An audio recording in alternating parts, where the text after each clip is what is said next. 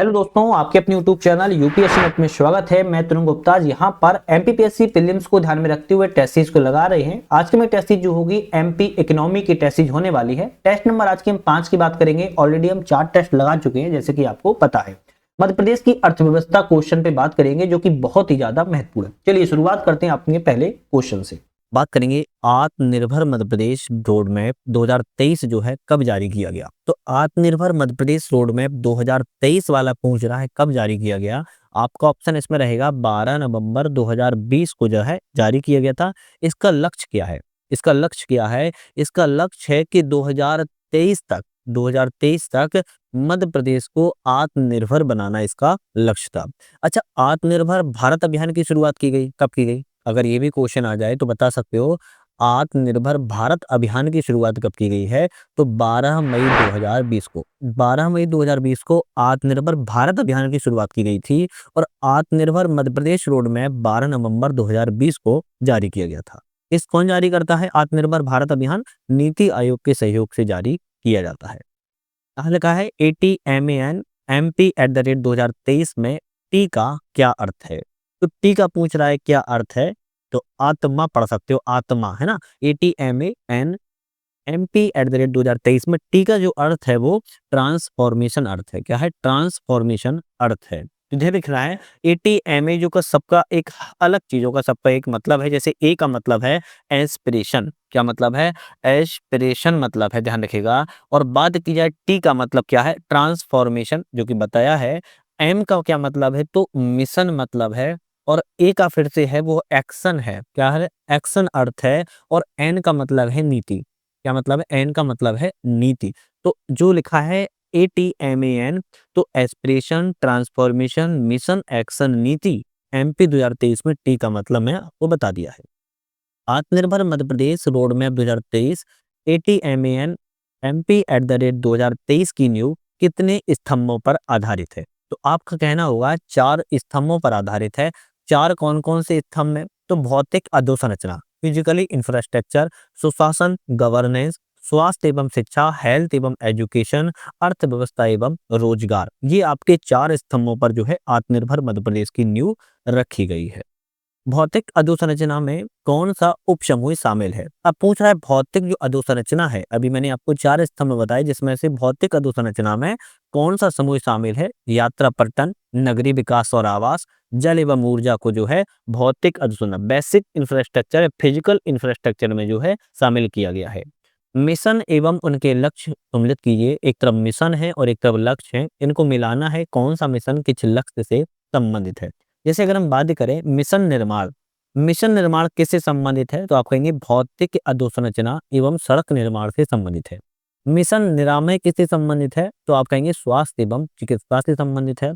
Mission दक्ष किससे संबंधित है? उद्योग एवं कौशल से संबंधित है। और मिशन अर्थ की बात किया तो कृषि, प्राकृतिक संसाधन और वाणिज्यिक व्यापार से संबंधित है। ऑप्शन यहाँ पर ए वाला जो है आपका करेक्ट हो जाएगा। स्वास्थ्य, चिकित्सा, शिक्षा और तकनीकी शिक्षा मिशनों की घोषणा किस तिथि को की गई थी? स्वास्थ्य एवं चिकित्सा, शिक्षा एवं तकनीकी शिक्षा मिशनों की जो घोषणा है वो कब की गई थी? 10 अगस्त 2020 को। कब की गई थी? 10 अगस्त 2020 को इसकी जो है घोषणा की गई थी। सी ऑप्शन आपका करेक्ट। इसमें उप समूह भी शामिल किए गए, जैसे स्वास्थ्य चिकित्सा शामिल किया गया है, स्वास्थ्य शिक्षा शामिल किया गया है, तकनीकी शिक्षा शामिल किया है, कौशल विकास शामिल किया गया है, उच्च शिक्षा शामिल किया गया है, स्कूल शिक्षा शामिल किया गया है। और इसमें कुछ मिशन चलाए गए हैं और इसमें 2 मिशन शामिल हैं। 2 मिशन बहुत इंपॉर्टेंट है। मिशन बोधि नाम से है एक आपका, दूसरा मिशन आपका मिशन निरामय नाम से है। मिशन निरामय और मिशन बोधि जो है इसी स्वास्थ्य के संबंध में जो है चलाए गए। चलिए नेक्स्ट क्वेश्चन की बात करेंगे। निम्नलिखित कथनों पर विचार करें, और विचार करना जरूरी है। पहला कहता है एक जिला एक उत्पाद पहल का कार्यान्वयन जो है प्रधानमंत्री सूक्ष्म खाद्य प्रसंस्करण उद्यम औपचारिकता योजना के अंतर्गत जो है किया जाता है। तो आपका एक जिला एक उत्पाद, वन डिस्ट्रिक्ट वन प्रोडक्ट की जो पहल है उसके लिए जो कार्य करता है वो प्रधानमंत्री सूक्ष्म खाद्य प्रसंस्करण उद्यम औपचारिकता योजना के जो है अंतर्गत किया जाता है। बिल्कुल करेक्ट ऑप्शन है। दूसरा कहता है इस योजना का मुख्य उद्देश्य है कि प्रत्येक जिले की विशिष्ट उत्पाद को पहचान है उसको दिलाना और राष्ट्रीय एवं वैश्विक बाजारों में उसको प्रतिस्पर्धी बनाना। बिल्कुल बात ठीक है। इस योजना के तहत केंद्र और राज्यों को वित्तीय साझेदारी का जो अनुपात है 70-30 रखा गया है। क्या 70-30 रखा गया है? नहीं भाई। इसमें आपकी केंद्र सरकार 60% और राज्य सरकार 40% जो है वहन करती है। तो तीसरा गलत है, केवल पहला और दूसरा ऑप्शन यहाँ पर आपका सही है।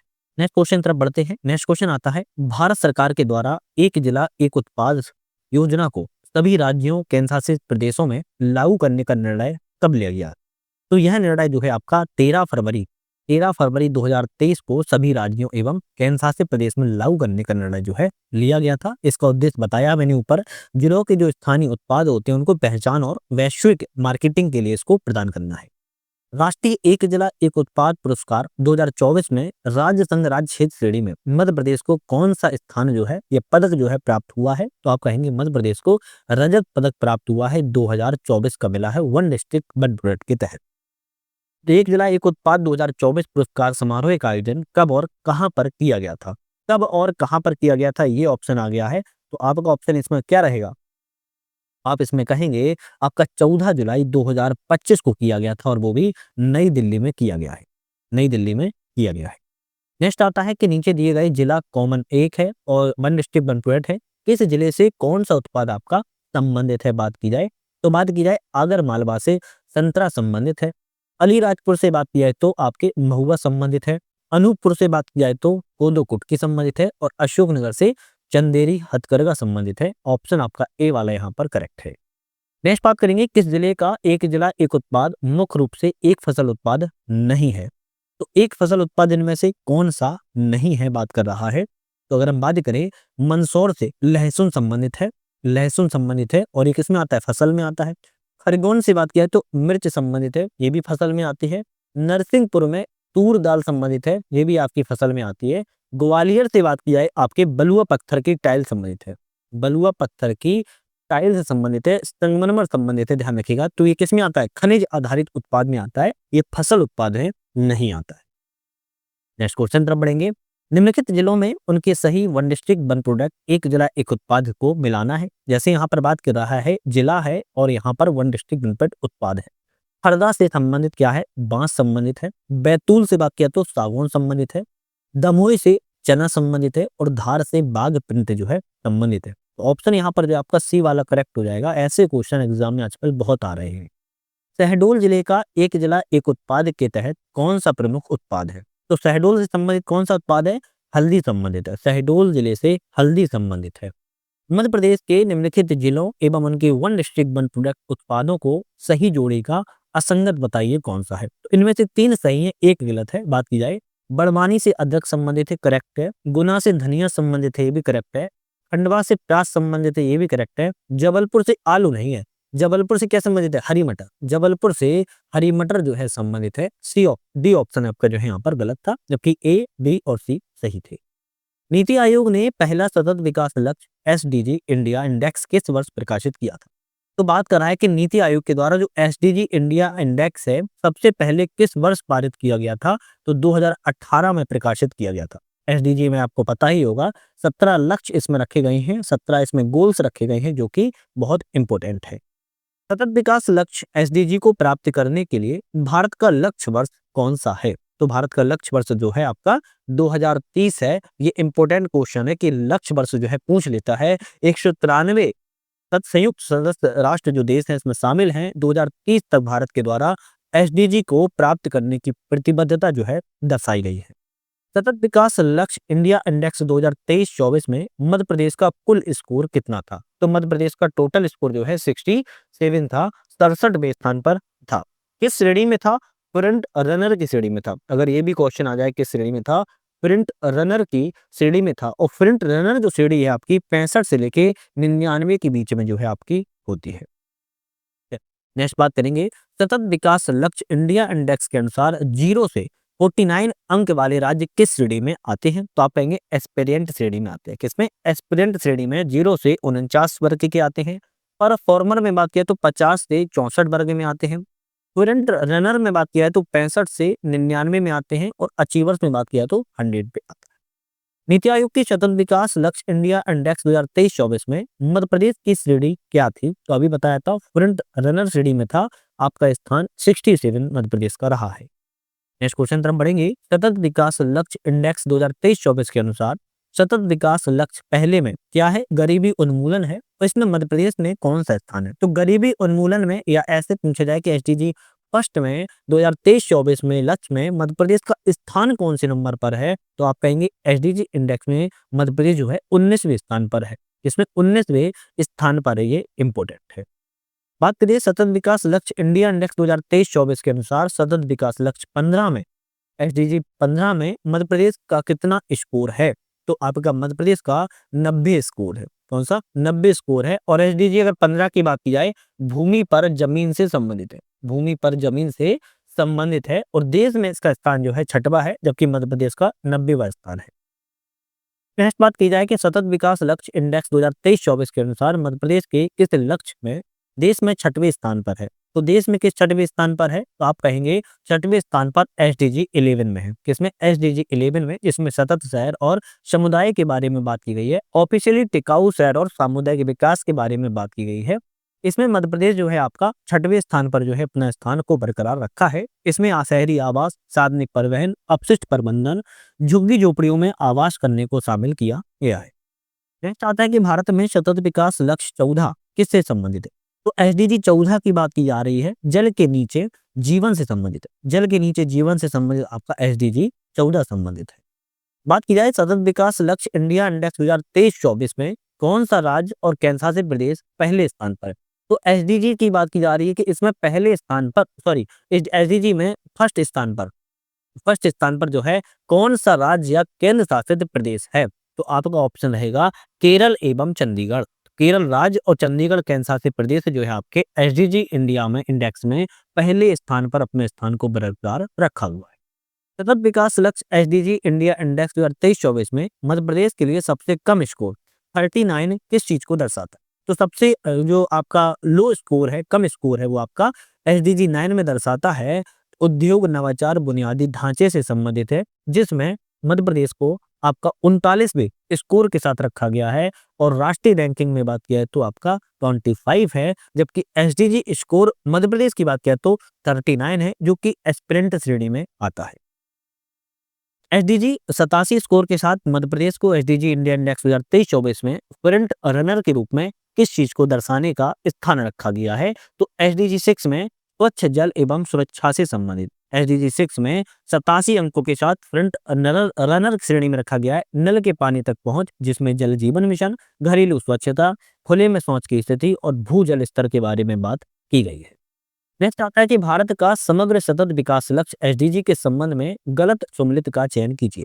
वर्क है, एसडीजी स्कोर है, बात कर रहा है 2018 में 57 एसडीजी स्कोर रहा, करेक्ट है। 2019-20 में 60 एसडीजी स्कोर रहा, ये भी करेक्ट है।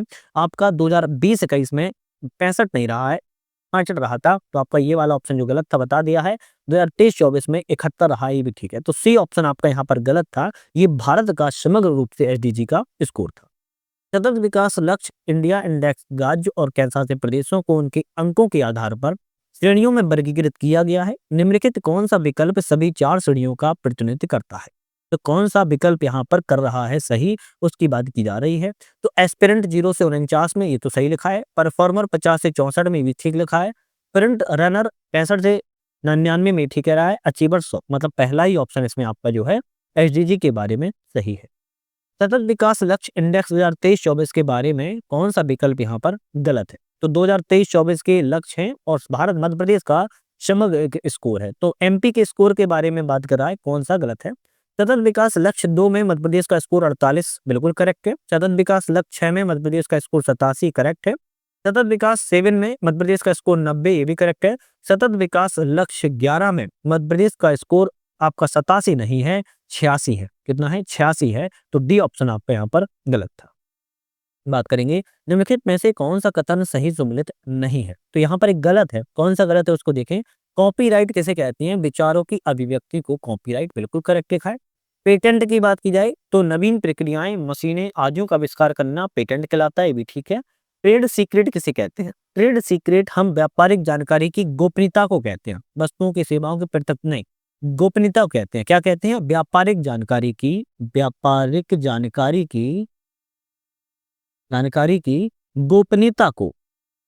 गोपनीयता को हम ट्रेड सीक्रेट के रूप में रखते हैं। सी ऑप्शन गलत है। जबकि औद्योगिक डिजाइन किसी लेख, सजावटी, सौंदर्य का पहलू को हम कहते हैं। तो यहाँ पर आपका जो है, आपका सी ऑप्शन गलत था। व्यावसायिक वस्तुओं एवं सेवाओं को पृथक करने के लिए जो चिन्ह है वो किसमें संबंधित आएगा? वो जीआई टैग में दिए जाते हैं। किसमें? जीआई टैग में दिए जाते हैं। चलिए नेक्स्ट क्वेश्चन की बात करेंगे। पेटेंट एवं औद्योगिक डिजाइन से संबंधित पेरिस कन्वेंशन कब आयोजित किया गया था? तो अब कहेंगे 1883 में जो है 20 मार्च 1883 को आपका पेरिस में कन्वेंशन किया गया था पेटेंट और औद्योगिक डिजाइन से संबंधित। नेक्स्ट क्वेश्चन की तरफ बढ़ेंगे। मध्य प्रदेश बौद्धिक संपदा सुविधा केंद्र कहाँ पर स्थित है? मध्य प्रदेश में बौद्धिक संपदा सुविधा केंद्र, है ना, बात की जा रही है, आईपीएफ की बात की जा रही है, कहाँ पर स्थित है? तो आपका ऑप्शन रहेगा इंदौर शहर में स्थित है। तो बौद्धिक संपदा सुविधा केंद्र मध्य प्रदेश का इंदौर में है, ध्यान रखिएगा। मध्य प्रदेश के कितने कृषि उत्पादों को जीआई टैग प्राप्त है? तो मध्य प्रदेश के कितने कृषि उत्पादों को जीआई टैग जो है दिया गया है? ऑप्शन रहेगा मध्य प्रदेश के आपके 7 उत्पादों को भी हाल ही में जीआई टैग दिया गया है। अब बात किया है बालाघाट के चिन्नौर चावल को पहला कृषि उत्पाद मिला था। अभी नागपुर संतरा को दिया गया है, महोबा देवसारी पान को मिला है, बालाघाट चिन्नौर चावल को, सरबती गेहूं को, सुंदरजा आम को, रतलाम लियावन लहसुन को, बुंदेलखंड की कठियावाड़ गेहूं को। 7 उत्पादों को मिला है, अभी और भी मिल जाएंगे, टेंशन नहीं लेना है, इसके बारे में थोड़ा अपडेटेड रहना है। जब एग्जाम आएगा जीआई टैग पे प्रॉपर वीडियो बना देंगे, थोड़ा उसको जरूर ध्यान रखिएगा। फरवरी 2025 तक मध्य प्रदेश को कुल कितने जीआई टैग प्राप्त हो चुके हैं? तो मध्य प्रदेश को अब तक फरवरी 2025 तक 21 जीआई टैग मिल चुके हैं और अभी और भी जीआई टैग बढ़ जाएंगे, इसलिए सभी जीआई टैग की वीडियो हम प्रॉपर एक बना देंगे, उसको देख लेना। चलिए नेक्स्ट क्वेश्चन बात करेंगे। मध्य प्रदेश को हस्तशिल्प श्रेणी के कितने भौगोलिक संकेतक प्राप्त हो चुके हैं? हस्तशिल्प श्रेणी में कितने भौगोलिक संकेतक, कितने जीआई टैग मिल चुके हैं? हस्त श्रेणी में आप कहेंगे 11 उत्पादों को हस्तशिल्प श्रेणी में मिल चुके हैं, जिसमें चंदेरी साड़ी, महेश्वर साड़ी, बेल मेटल उत्पाद, चमड़े खिलौने, बाघ प्रिंट, लोई शिल्प, बाटिक प्रिंट, गौंड पेंटिंग, हस्तशिल्प कालीन, 12 सिमनी हथकरघा, स्टोन क्राफ्ट, ये आपके 11 उत्पाद हैं। इस पर हम प्रॉपर बात कर लेंगे, तो इस पर ज्यादा अभी समय नहीं दे रहे। मध्य प्रदेश पेटेंट कार्यालय का क्षेत्राधिकार किस शाखा के अंतर्गत आता है? आप कहेंगे मुंबई शाखा के अंतर्गत जो है आता है। मध्य प्रदेश में वर्ष 2022-23 में कितने पेटेंट फाइलिंग दर्ज किए गए? 2022-23 में पेटेंट फाइलिंग मध्य प्रदेश के कितने किए गए हैं? आपको ध्यान रखना है 646। 646 पेटेंट फाइलिंग को किया गया है, 230% की वृद्धि हुई है। 2018-19 से 2022-23 में आपकी 230% की वृद्धि हुई है। कौन सा भौगोलिक संकेतक मध्य प्रदेश को वर्ष 2023 में प्राप्त नहीं हुआ? इसमें से 2023 में कौन सा प्राप्त नहीं हुआ है? तो सबसे पहले तो याद रखो कि 2023 में मध्य प्रदेश को आपके 9 जीआई टैग जो है दिए गए थे, 9 उत्पादों पर जीआई टैग दिए गए थे। अब जिसमें से इनमें कौन सा नहीं मिला है? बुंदेलखंड के कठियावाड़ गेहूं को 2023 में नहीं दिया गया था, क्योंकि बुंदेलखंड के कठियावाड़ गेहूं को 2024 में दिया गया है। तो ग्वालियर के कालीन, जबलपुर के स्टोन क्राफ्ट और उज्जैन का बाटिक प्रिंट को 2023 में ही दिया गया था। मध्य प्रदेश में बौद्धिक संपदा अधिकारों का क्रियान्वयन और नियंत्रण किसके द्वारा किया जाता है? मध्य प्रदेश में सूक्ष्म लघु उद्यम मध्यम उद्योग के द्वारा जो है किया जाता है, एमएसएमई के द्वारा जो है किया जाता है। मध्य प्रदेश के भौगोलिक संकेतकों को उनके गत वर्ष में सम्मिलित करना है। जैसे चंदेरी की साड़ी को 2005 में दिया गया था, बाघ प्रिंट की बात किया 2008 में दिया गया है, महेश्वर की साड़ी 2012 में और कड़कनाथ मुर्गा को 2018 में आपकी जो जीआई टैग है वो किस वर्ष दिए गए, इस पर मैंने बात की। चिंता बिल्कुल नहीं करनी है, जीआई टैग पर प्रॉपर वीडियो बनाएंगे, पूरा सारा एक ही वीडियो में आपका कंप्लीट हो जाएगा। 12 सिमनी हथकरघा साड़ी का संबंध किस जिले से है? 12 सिमनी हथकरघा साड़ी का संबंध जो है मध्य प्रदेश के बालाघाट जिले से संबंधित है, बालाघाट जिले से संबंधित है। 2023 में इसको जो है जीआई टैग जो है दिया गया। महोबा देशवारी पान मध्य प्रदेश के किस राज्य के साथ संयुक्त रूप से जीआई टैग प्राप्त हुआ है? महोबा का देशवारी पान तो मध्य प्रदेश एवं किसके साथ? उत्तर प्रदेश के साथ में दोनों ही राज्यों को जो है आपका संयुक्त रूप से जीआई टैग दिया गया, महोबा देशवारी पान। बात क्या है, पेटेंट अधिकार की जो अवधि होती है वो कितने वर्ष होती है? अगर पेटेंट आप ले लेते हो तो 20 साल तक आपकी जो है आपको अवधि जो है रखी जाती है, वो अधिकार रहता है। डिंडोरी जिले को किस शिल्प में जीआई टैग दिया गया? तो डिंडोरी जिले को किस शिल्प में जीआई टैग दिया गया है? आप कहेंगे लोही शिल्प में डिंडोरी को जीआई टैग दिया गया था, और डिंडोरी को बात की जा रही है 2023 में यह उत्पाद में जीआई टैग दिया गया था। बात किया है हाल के वर्षों में मध्य प्रदेश के सकल घरेलू उत्पाद जीएसडीपी के संबंध पर विचार करें, इनमें से कौन सा ऑप्शन आपका सही है? 2024-25 में वर्तमान मूल्यों पर मध्य प्रदेश का जीएसडीपी 15,03,365 करोड़ था, बिल्कुल करेक्ट है। 2023-24 में 2024-25 के बीच वर्तमान मूल्यों का जीएसडीपी की वृद्धि दर 18% से अधिक रही है। तो 18% से अधिक नहीं रही है, बल्कि 11.05% जो है आपकी रही थी। ठीक, तो दूसरा वाला गलत हो गया। स्तर 2011-12 के मूल्यों पर जीएसडीपी वास्तविक वृद्धि को दर्शाता है, जिसमें मुद्रास्फीति का प्रभाव शामिल नहीं है। बिल्कुल बात ठीक है। 2024-25 में मध्य प्रदेश की अर्थव्यवस्था वास्तविक वृद्धि दर स्तर मूल्यों पर मापी गई 7% से अधिक रही थी। तो 7% से अधिक नहीं थी, बल्कि आपकी 7% से कम थी। तो चौथा भी गलत है, केवल पहला और तीसरा वाला ऑप्शन यहाँ पर सही है। बी ऑप्शन पर हम टिक करेंगे, पहला और तीसरा सही है। वित्त वर्ष 24-25 में मध्य प्रदेश के सकल राज्य घरेलू उत्पाद में प्राथमिक, द्वितीयक और सेवा क्षेत्रों का योगदान जो है कितना रहा है? तो हम कहेंगे प्राथमिक क्षेत्र में 44.36%, द्वितीय क्षेत्र में 19.03% और तृतीय क्षेत्र में 36.61% आपका जो है मध्य प्रदेश के सकल घरेलू उत्पाद में जीएसडीपी में प्राथमिक, द्वितीयक और तृतीय क्षेत्र का जो योगदान है वो देखने को मिला था। मध्य प्रदेश में बीटी कपास की खेती किस वर्ष शुरुआत की गई है? तो 2002-3 में मध्य प्रदेश में बीटी कपास की खेती को किया गया है, एक तरीके से आनुवंशिकी अभियांत्रिकी मूल्यांकन समिति के द्वारा दिशा निर्देशों के तहत। मध्य प्रदेश में निम्नलिखित में से नए औद्योगिक क्षेत्रों का उनके स्थानों से मिलान करना है। स्थान है और औद्योगिक क्षेत्र है, चलिए बात कर लेंगे उद्योग और क्षेत्र की। तो बात की जाए ग्वालियर जो है मोहना डिस्ट्रिक्ट में मोहना औद्योगिक क्षेत्र है। मंदसौर की बात किया तो सेमिल काकड़ संबंधित है। मुरैना की बात किया तो मवई संबंधित है और धार की बात किया तो लाल बाग संबंधित है। ऑप्शन हमारा जो है यहाँ पर ए वाला ऑप्शन यहाँ पर करेक्ट हो जाएगा। आर्थिक सर्वेक्षण के अनुसार वित्त वर्ष 2024-25 में मध्य प्रदेश के कौन सी वस्तु दूसरी सबसे अधिक निर्यात की गई है? तो दूसरी सबसे अधिक निर्यात कौन सी वाली वस्तु है? खाद्य उद्योगों में अवशेष और अपशिष्ट तैयार पशु चारा जो है सबसे ज्यादा 24-25 में जो आपकी दूसरी वस्तु है वो निर्यात भारत से मध्य प्रदेश से की गई है। चलिए 51 नंबर की क्वेश्चन की बात करेंगे। लीड्स 2024 रिपोर्ट के अनुसार मध्य प्रदेश को कौन सी मान्यता जो है प्राप्त हुई है? तो लीड्स 2024 की एक रिपोर्ट आती है, उसके अनुसार कहा जा रहा है कि मध्य प्रदेश को कौन सा जो है मान्यता मिली हुई है।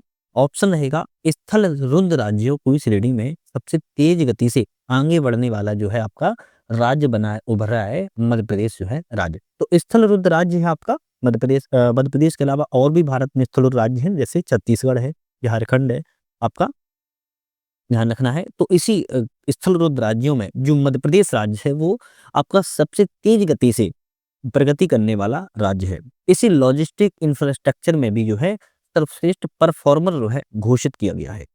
अगर हम बात की जाए लीड्स रिपोर्ट की, तो इसका पूर्ण रूप जो होता है लीड्स का पूर्ण रूप होता है विभिन्न राज्यों में जो लॉजिस्टिक ईज अक्रॉस होता है उसके द्वारा इसको रिपोर्ट देता है। और 2018 से लीड्स रिपोर्ट को जो है 2015 में जो है किया गया है। नेक्स्ट बात करेंगे 2024-25 के लिए कुल राज्य बजट में लैंगिक जो बजट है वह कितना प्रतिशत हिस्सा स्थान रखता है? तो 2024-25 के बजट में जो राज्य में बजट लैंगिक बजट है वह कहा जा रहा है कितना स्थान? तो 33.4% का जो है योगदान जो है देता है। मध्य प्रदेश पूर्ण गरीबी उन्मूलन में तीसरे स्थान पर है, जहां 2.30 करोड़ लोग बहुआमी गरीबी से मुक्त हुए हैं। इन राज्यों का प्रदर्शन मध्य प्रदेश से बेहतर रहा है। तो आपके एक तो उत्तर प्रदेश राज्य का, दूसरे बिहार राज्य का प्रदर्शन जो है एमपी से अच्छा रहा है। तो आप कह सकते हो मध्य प्रदेश का भी अच्छा रहा है, जहां पर लगभग 2.25 करोड़ से ज्यादा लोग जो है गरीबी से मुक्त हुए हैं। लेकिन उत्तर प्रदेश और बिहार राज्य का जो है इसका स्थान मध्य प्रदेश से और भी ज्यादा बेटर रहा है। नेक्स्ट क्वेश्चन की तरफ बढ़ेंगे। बात कर रहा है कि मध्य प्रदेश राज्य मानसिक स्वास्थ्य प्राधिकरण किस अधिनियम के तहत जो है स्थापित किया गया है? तो मध्य प्रदेश का राज्य मानसिक स्वास्थ्य जो प्राधिकरण है वह किस अधिनियम के तहत स्थापित किया गया है? तो आप कहेंगे मानसिक स्वास्थ्य अधिनियम 2017 के तहत इसको जो है स्थापित किया गया था। आप देखो इसकी स्थापना जो है प्रॉपर तरीके से 2 सितंबर 2020 को जो है की गई थी और इसको अधिनियम 2017 में लाया गया था। मध्य प्रदेश की सुपर 100 योजना का मुख्य उद्देश्य क्या है? तो मध्य प्रदेश में सुपर 100 योजना चल रही है, इसका उद्देश्य क्या है? इंजीनियरिंग, मेडिकल, CLAT जैसे शीर्ष जो व्यावसायिक पाठ्यक्रम है उनमें प्रवेश के लिए कोचिंग को प्रदान करना इसका सबसे बड़ा उद्देश्य चल रहा है। और इसका उद्देश्य है कि सरकारी स्कूल के जो छात्र होते हैं उनके शीर्ष व्यावसायिक जो पाठ्यक्रम होते हैं इंजीनियरिंग, मेडिकल इत्यादि हैं, उनको कोचिंग देना। पात्रता इसमें सिर्फ इतनी सी रखी गई है कि कक्षा 10 के छात्र 70% से अंकों के बिना चयन परीक्षा में शामिल हो सकते हैं। बोर्ड परीक्षा उत्तीर्ण करना उनको आवश्यक रहता है और यह संस्थान भोपाल, इंदौर के स्कूलों में लागू है। ये भी अगर क्वेश्चन कभी आ जाए तो भोपाल एवं इंदौर के जो आपके सरकारी स्कूल है वहां पर जो है लागू है। मध्य प्रदेश के द्वारा माँ तुझे प्रणाम, क्या है, माँ तुझे प्रणाम योजना किस वर्ष शुरुआत की गई है? तो मध्य प्रदेश के द्वारा 2013 में माँ तुझे प्रणाम योजना की शुरुआत की गई थी।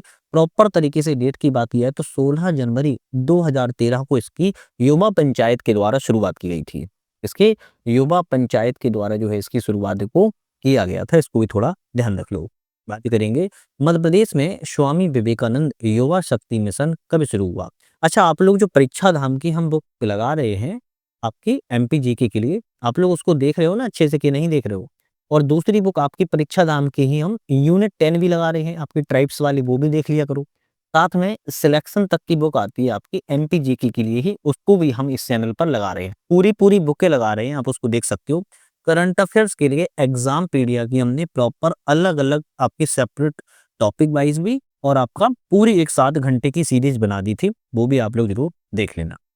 मध्य प्रदेश में स्वामी विवेकानंद युवा शक्ति मिशन कब शुरुआत किया गया था? आप कहेंगे 12 जनवरी 2025 को। 12 जनवरी 2025 को स्वामी विवेकानंद युवा शक्ति मिशन की जो शुरुआत है वो की गई थी। इसमें 15 से लेके 29 आयु वर्ग के जो युवा होते हैं उनको शिक्षा, कौशल विकास, रोजगार के अवसर के माध्यम से सशक्त बनाना इसका लक्ष्य रखा गया है। 2025-26 के मध्य में व्यय का कितना प्रतिशत शिक्षा के लिए आवंटित किया गया है? तो कहा जा रहा है कि 2025-26 में जो मध्य प्रदेश में व्यय के लिए, शिक्षा के लिए व्यय का आवंटन कितना रखा गया है? तो आप कहेंगे 11% को जो है आवंटन को रखा गया। 11% जो है आवंटन रखा गया है आपके शिक्षा के, एजुकेशन के क्षेत्र के लिए जो है रखा गया है। मध्य प्रदेश बजट 25-26 के अनुसार 2019 तक सिंचाई के अंतर्गत आने वाले लक्षित क्षेत्र कितना है? तो 2029 तक कहा जा रहा है कि सिंचाई के अंतर्गत आने वाले जो टारगेटेड आपके जो एरिया हैं वो कितने हैं? आप कहेंगे 100 लाख हेक्टेयर है। कितना है? 100 लाख हेक्टेयर है। याद करने में भी इसमें आसानी जो है हो जाएगी। राज्यवार समग्र राजकोषीय स्वास्थ्य सूचकांक स्कोर 2025 में मध्य प्रदेश का स्थान और एवं श्रेणी जो है कौन सी है? तो रैंक मध्य प्रदेश की कही जाए तो रैंक जो है आपकी 9th नंबर की है और श्रेणी में बात किया तो फ्रंट रनर की श्रेणी में जो है आपको इसको देखने को मिलता है। बात की जाए जनगणना निदेशालय मध्य प्रदेश के द्वारा कौन सी ई पत्रिका जो है तैयार की गई है? क्या बात कर रहा है कि जनगणना निदेशालय के द्वारा ई पत्रिका तैयार की गई है, लेकिन मध्य प्रदेश के द्वारा कौन सी पत्रिका को जो है तैयार किया गया है? तो उजास नाम से पत्रिका आती है। नाम बड़ा अजीब है, उजास। उजास नाम से पत्रिका की जो है शुरुआत को किया गया है और उजास का चौथा अंक जो है 2024-25 में दूसरा और पहली बार 27 मार्च 2025 को जो है प्रस्तुत किया गया था। तो ध्यान रखना है ये आपका उजास नाम से पत्रिका को तैयार किया गया है। नेक्स्ट बात करेंगे वित्त वर्ष 24-25 में मध्य प्रदेश की निर्यात प्रदर्शन के संदर्भ में कथनों पर विचार करें, इनमें से कौन सा ऑप्शन आपका सही है? तो 2024-25 में मध्य प्रदेश के निर्यात प्रदर्शन के मामले में सही ऑप्शन कौन सा है? मध्य प्रदेश में 66,218 करोड़ रुपए के रिकॉर्ड मूल्य के साथ व्यापारिक वस्तुओं के निर्यात में भारतीय राज्यों में मध्य प्रदेश का 11वें स्थान पर है। करेक्ट है। मध्य प्रदेश शीर्ष 3 निर्यात जिलों की बात किया तो धार, इंदौर एवं उज्जैन है। ये भी ठीक है। निर्यात मतलब कि भारत से दूसरे देश को निर्यात किया जाता है। इसमें दोनों ऑप्शन करेक्ट हैं, तो आपका ऑप्शन रहेगा ए वाला। 1, 2, 3, 1, 2 ऑप्शन दोनों सही है, ए वाले पे टिक लगाएंगे। निर्यात के मामले में सबसे ज्यादा धार, फिर आपका इंदौर और फिर आपका उज्जैन का जो है स्थान आता है। ये आपके मध्य प्रदेश में टॉप जिले हैं। मध्य प्रदेश बजट 25-26 के अनुसार राज्य ने वर्ष 2047 तक अपनी अर्थव्यवस्था के लिए एक दीर्घकालिक दृष्टिकोण निर्धारित किया है। उस समय तक मध्य प्रदेश की अर्थव्यवस्था का जो लक्ष्य आकार है वो कितना रखा गया है? तो 2 ट्रिलियन अमेरिकी डॉलर का रखा गया है। कब तक की बात की जा रही है? 2047 की बात की जा रही है कि मध्य प्रदेश ने कहा है कि 2047 तक अपनी अर्थव्यवस्था का जो टारगेटेड लक्ष्य इकोनॉमी का 2 ट्रिलियन अमेरिकी डॉलर का जो है रख लिया है। नेक्स्ट क्वेश्चन तरफ बढ़ेंगे। 2011-12 एवं 2024-25 के बीच निम्नलिखित में से किस राज्य ने वर्तमान मूल्यों पर सकल राज्य घरेलू उत्पाद की उच्चतम औसत वृद्धि दर्ज की है और तुलनात्मक रूप से मध्य प्रदेश की स्थिति क्या रही है। तो हम बात करेंगे जो मध्य प्रदेश की स्थिति है, मिजोरम 14%, मध्य प्रदेश 13% के साथ जो है तीसरे स्थान पर है। तो इसमें से अगर हम बात की जाए मध्य प्रदेश की, तो मध्य प्रदेश तीसरे स्थान पर है, ध्यान रखिएगा। ठीक है, तो मिजोरम और मध्य प्रदेश जो है तीसरे स्थान पर है और मध्य प्रदेश प्रतिशत में 13% के साथ जो है रहा है। अब इसमें अगर बात करें दूसरे स्थान पर कौन सा राज्य है, तो सिक्किम इसमें दूसरे स्थान पर है। अच्छा, मध्य मिजोरम जो है पहले स्थान पर है, सिक्किम जो है आपका दूसरे स्थान पर है और सिक्किम की बात किया तो 13.1% के साथ 13.1% के साथ जो है सेकंड स्थान पर है और 13% के साथ मध्य प्रदेश जो है तीसरे स्थान पर अपना स्थानों को बरकरार रखा हुआ है। 2011 की जनगणना के अनुसार मध्य प्रदेश में पुरुष एवं महिला साक्षरता दर में कितना अंतर है। तो पुरुष और महिला साक्षरता दर में बात की जा रही है तो 19 दशमलव जो है 5% का जो है साक्षरता दर में पुरुषों में और महिलाओं में अंतर देखने को मिलेगा। अब इसमें पुरुष की साक्षरता दर की बात की जाए तो 78.73% आपके पुरुष साक्षर हैं। वहीं फीमेल की बात की जाए, फीमेल कितना है, तो फीमेल की बात किया तो 59.24% मध्य प्रदेश में महिलाएं साक्षरता दर में आती हैं। अब दोनों का डिफरेंस देखोगे तो आप पाओगे 19.5 का डिफरेंस मिलेगा। वहीं भारत में भी अलग अलग है, जैसे भारत में जो पुरुष साक्षर है वो 80.9% है, महिलाएं भारत में 64.6% है और भारत में दोनों का अंतर 16.3% का है। 2011 की जनगणना के अनुसार मध्य प्रदेश की कितनी प्रतिशत जनसंख्या आश्रित है। 2011 की जनगणना के अनुसार मध्य प्रदेश की कितनी प्रतिशत जनसंख्या आश्रित है, मतलब कि कार्यरत है, तो आप कहेंगे 56.5%। कितना? 56 जो है 5% जनसंख्या जो है कार्यरत या जिसे हम आश्रित जनसंख्या के रूप में जो है जानते हैं। बात करेंगे नेक्स्ट क्वेश्चन की। जनगणना 2011 के अनुसार सबसे कम जनसंख्या वृद्धि दर 0 से 6 वर्ष वाले जिलों का सही क्रम क्या है। सबसे कम जनसंख्या वृद्धि दर के जो 3 जिले हैं और वो भी शिशु में बात करें 0 से 6 वर्ष में, वह कौन से जिले हैं, तो छिंदवाड़ा आएगा, फिर आपका बैतूल आएगा, फिर रीवा आएगा। सी ऑप्शन इसमें आपका जो है करेक्ट हो जाएगा। अच्छा, एक बात याद रखना है इसमें आपका क्या याद रखना है कि सबसे ज्यादा अगर पूछ लिया जाता है ना, तो उसको भी थोड़ा आप नेट से सर्च करिएगा, है ना, नेट से सर्च उसको जरा करिएगा। मध्य प्रदेश के बजट प्रावधान 25-26 के अनुसार मध्य प्रदेश में लाडली बहना योजना, बहुत इंपॉर्टेंट योजना है मध्य प्रदेश की, लाडली बहना योजना के लिए कितनी राशि का आवंटन जो है किया गया है। तो कितनी राशि का आवंटन 25-26 बजट के लिए किया गया है? 18,699 करोड़ रुपए का, 18,699 करोड़ रुपए का आवंटन जो है किया गया है। अच्छा, मध्य प्रदेश में एक जल जीवन मिशन भी चल रहा है जिसके लिए 17,136 करोड़ रुपए का आवंटन किया गया है। मुख्यमंत्री लाडली बहना योजना की बात करें तो 18,699 करोड़ रुपए का जो है आवंटन किया गया है। मध्य प्रदेश सरकार की मुख्यमंत्री सीखो कमाओ योजना बहुत सुनी होगी आपने, इसके संबंध में कौन सा ऑप्शन गलत है।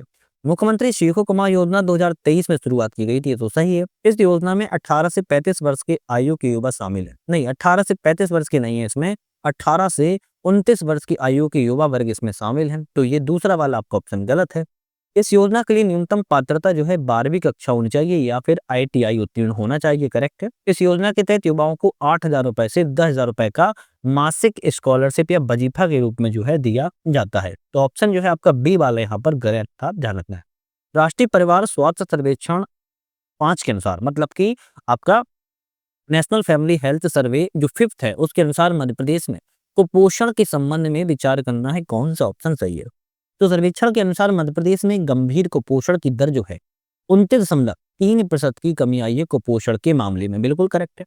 मध्य प्रदेश 18 संकेतकों में सुधार हुआ है और राज्य 30वें स्थान से 12वें स्थान पर आ गया है। नहीं, गलत लिखा है, 30वें स्थान से मध्य प्रदेश जो है आपके 17वें स्थान पर आ गया है, ना कि 12वें स्थान पर। तो दूसरा वाला गलत है, केवल पहला ऑप्शन यहाँ पर जो है आपका सही है।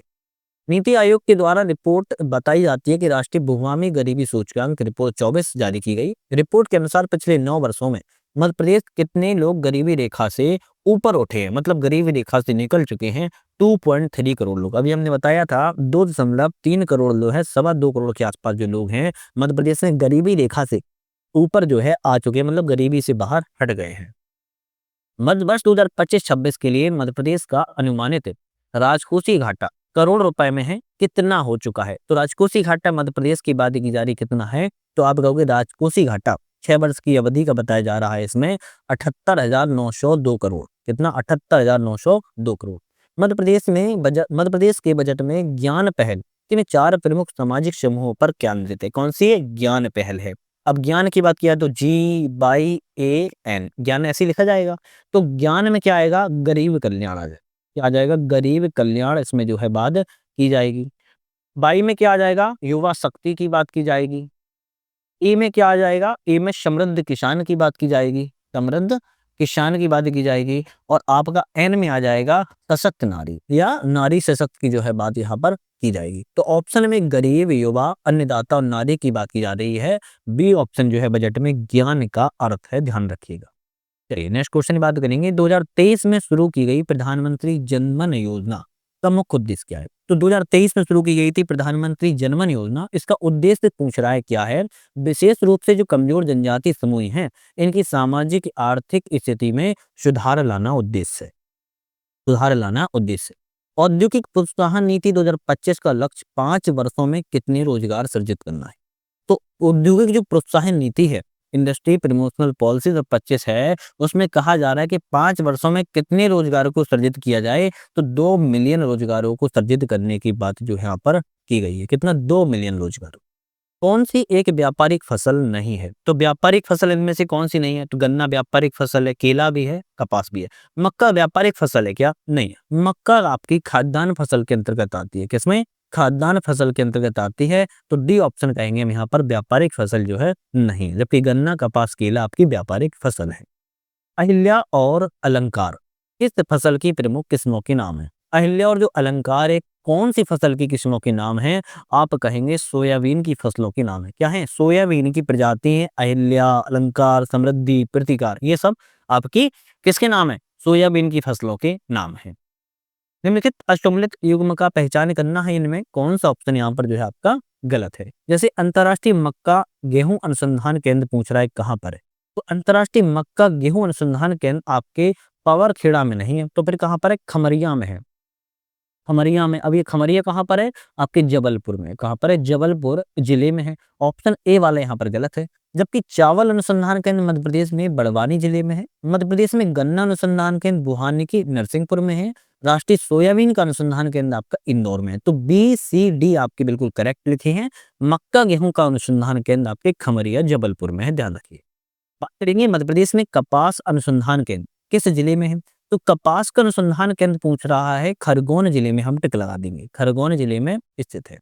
बात की जाए मध्य प्रदेश को कितने कृषि जलवायु क्षेत्रों में विभाजित किया गया? कितनी कृषि जलवायु? तो 11 कृषि जलवायु क्षेत्रों में विभाजित किया गया है। हमने पहली वाली वीडियो में जब हमने ज्योग्राफी की बात की थी, उसमें हमने प्रॉपर बताया था 11 कृषि जलवायु। छत्तीसगढ़ का मैदान, छत्तीसगढ़ का उत्तरी पहाड़ी क्षेत्र, मध्य पर्वतीय क्षेत्र, कैमूर पठार, सतपुड़ा पर्वतीय क्षेत्र, मध्य नर्मदा घाटी, गिरिड क्षेत्र, बुंदेलखंड क्षेत्र, सतपुड़ा का पठार, मालवा का पठार, निमाड़ मैदान, झाबुआ का पहाड़ी क्षेत्र, ये आपके 11 कृषि जलवायु क्षेत्रों में विभाजित है। निम्नलिखित कथनों पर विचार कीजिए तो कूट का सही उत्तर का चयन कीजिए। देखते हैं, मध्य प्रदेश में मुख्यमंत्री किसान कल्याण योजना का प्रारंभ 25 सितंबर 2018 को किया गया। 25 सितंबर 2020 को किया गया था, ना कि 2018 को। पहला गलत हो गया। दूसरा कहता है इस योजना के अंतर्गत पात्र किसान को 4,000 की वित्तीय सहायता 2 समान किस्तों में दी जाती है। नहीं भाई, 6,000 रुपए की वित्तीय सहायता दी जाती है, 2-2 हजार रुपए के तहत दी जाती है 3 बार। तो टोटल 3,000 मिल जाते हैं, 6,000 मिल जाते हैं, तो ये भी गलत है। तो ना तो पहला सही है, ना ही दूसरा सही है, दोनों ऑप्शन गलत है। जैविक कपास के उत्पादन में मध्य प्रदेश का देश में कौन सा स्थान है? तो जैविक कपास के उत्पादन में मध्य प्रदेश का स्थान की बात की जा रही है। पहले स्थान पर मध्य प्रदेश है जैविक कपास के उत्पादन में। और देश के कुल जैविक कपास का मध्य प्रदेश जो है 43% कपास का उत्पादन केवल मध्य प्रदेश में किया जाता है। पूरे देश का 43% मध्य प्रदेश में उत्पादन किया जाता है, ध्यान रखिएगा। तो इसीलिए पहले स्थान पर है। वित्त वर्ष 2022-23 की तुलना में 23-24 में धान की खेती का क्षेत्रफल कितने प्रतिशत बढ़ा है?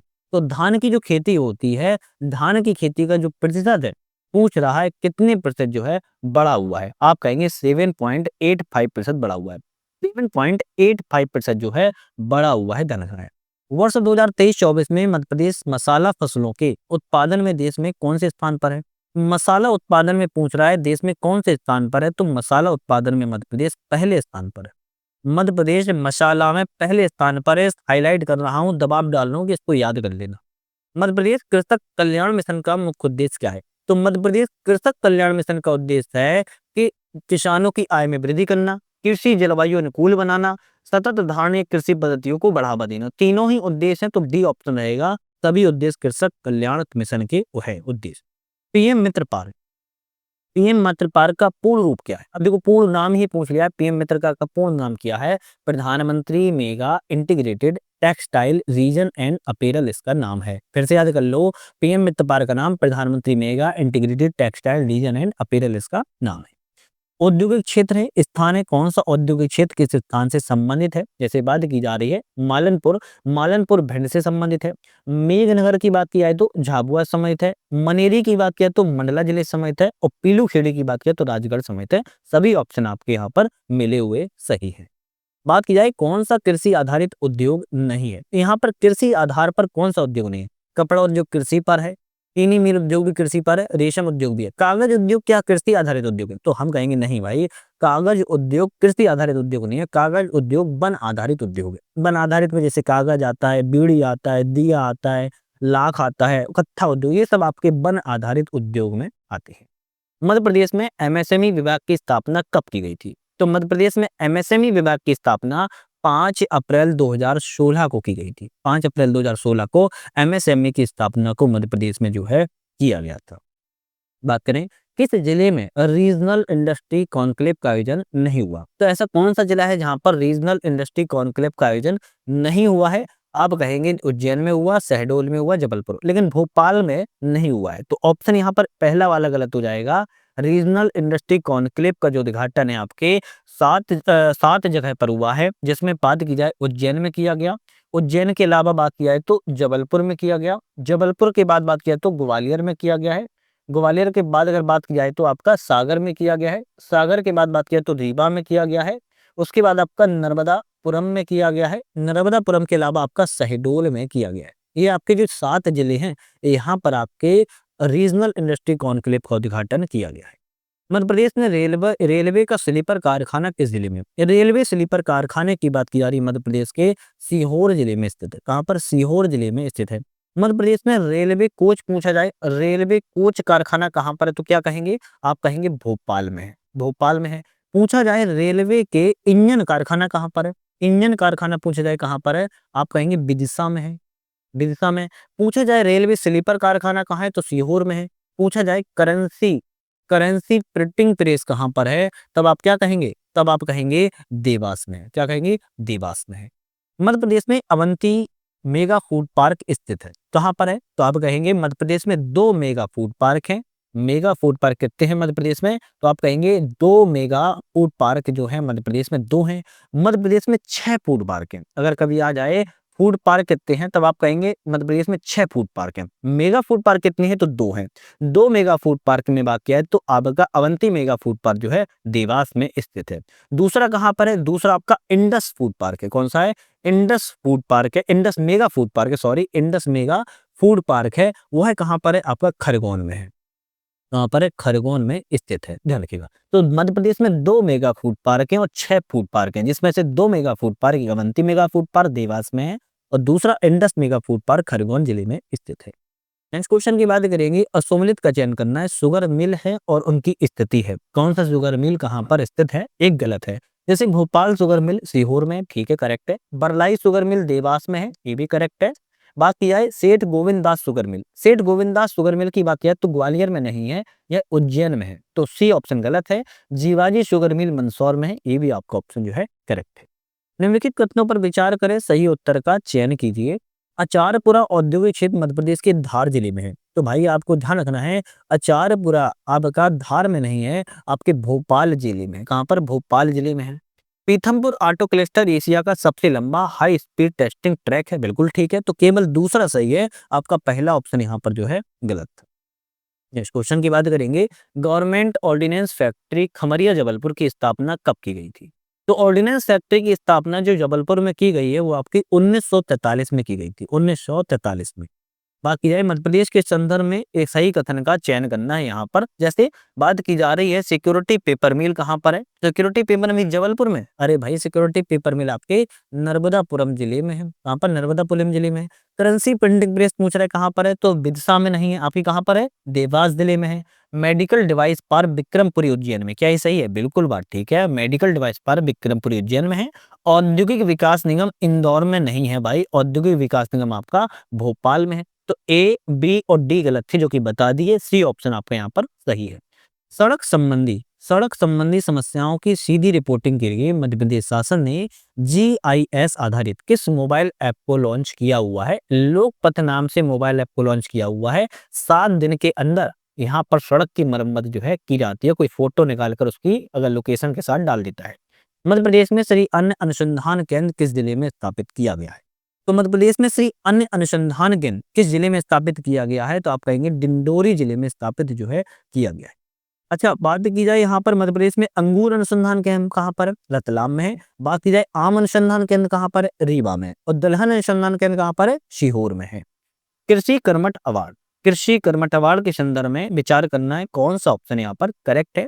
कुल खाद्यान्न कैटेगरी के लिए मध्य प्रदेश को 2011-12, 2012-13 और 2024-25 में प्राप्त हुआ है। कुल खाद्यान्न कैटेगरी, क्या ये सही है? हम कहेंगे नहीं भाई, गलत है, गलत है। ध्यान रखिएगा, केवल आपके कुल खाद्यान्न कैटेगरी में 11-12 और 12-13 और आपका 14-15 में कुल खाद्यान्न कैटेगरी में पूछ रहा है क्या ये प्राप्त हुआ है? हम कहेंगे नहीं भाई, प्राप्त नहीं हुआ है। दूसरा है गेहूं फसल के लिए मध्य प्रदेश 2023-24, 2013-14, 15-16 और 16-17 में प्राप्त हुआ है। हम कहेंगे हाँ बिल्कुल बात ठीक है। ऑप्शन केवल दूसरा सही रहेगा, पहला गलत है। एक चीज याद रखना है, मध्य प्रदेश को लगातार 2011-12 से 2017-18 तक 7 बार कृषि कर्मठ पुरस्कार जो है प्राप्त हुआ है। चलिए नेक्स्ट आता है, मध्य प्रदेश की पहली औद्योगिक नीति किस वर्ष घोषित की गई थी? 1972 में घोषित की गई थी। 1972 के बाद मध्य प्रदेश की जो औद्योगिक संवर्धन नीति है, कौन सी? औद्योगिक संवर्धन नीति जो मध्य प्रदेश की है वह कब घोषित की गई? तो 2025 में जो है पारित की गई है। मध्य प्रदेश में पहली खनिज नीति पूछा जाए, मध्य प्रदेश में पहली खनिज नीति कब बनाई गई? तो आप कहेंगे 1995 में बनाई गई। नई खनिज नीति मध्य प्रदेश में कब बनाई गई? तो आप कहेंगे 2010 में बनाई गई। मध्य प्रदेश में पहली वन नीति कब बनाई गई? मध्य प्रदेश में जो पहली वन नीति है वो कब बनाई गई? 1952 में बनाई गई थी। मध्य प्रदेश की पहली तेंदुपत्ता कौन सी है? तेंदुपत्ता नीति कब बनाई गई? तो आप कहेंगे 1988 में बनाई गई थी। ये कुछ नीतियां हैं जो अलग अलग बनाई गई हैं, उनके बारे में हमने यहाँ पर बात की है। देखो बहुत इंपॉर्टेंट चीजें रहती है, 100 क्वेश्चन आते हैं। आज हमने स्टेसिस के माध्यम से 100 के 100 क्वेश्चनों को कवर कर लिया है। नेक्स्ट वीडियो में हम अगले फिर 100 क्वेश्चनों को कवर करेंगे। ध्यान रखिएगा, वेरी इंपॉर्टेंट है, तो चैनल पर नए थे लाइक शेयर सब्सक्राइब करके बेल आइकन प्रेस कर लेना है, जिससे कि नई वीडियो आए उसका आपको नोटिफिकेशन वगैरह मिल सके। तो आज के लिए धन्यवाद।